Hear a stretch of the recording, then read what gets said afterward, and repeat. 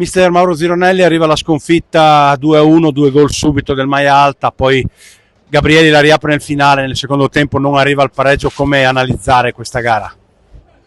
Come analizzare?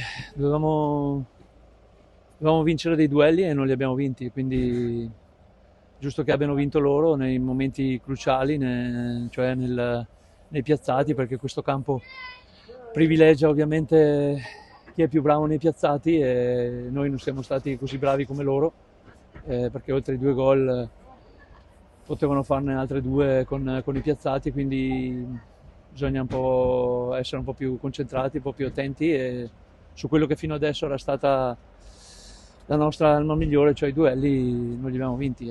Peccato perché era comunque una partita alla nostra portata, le occasioni ne abbiamo avute, solo che non abbiamo avuto la cattiveria agonistica che hanno avuto loro. Loro se avessero avuto le occasioni nostre probabilmente avremmo preso più gol.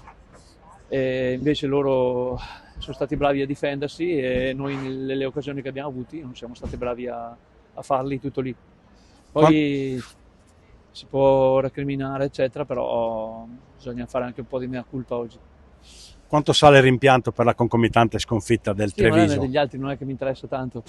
Mi interessava oggi perché sapevo che era un campo difficile, dove comunque a parte il Legnago qua non aveva mai vinto nessuno con più di un gol oppure pareggi eccetera, quindi è comunque un campo difficile e l'hanno dimostrato, è una squadra viva che l'ha dimostrato. Noi non siamo stati all'altezza, l'abbiamo messa sulla tecnica ma non era sufficiente. Quando l'hanno messa non più col fioretto ma ammazzate, non siamo stati all'altezza, quindi bravi loro.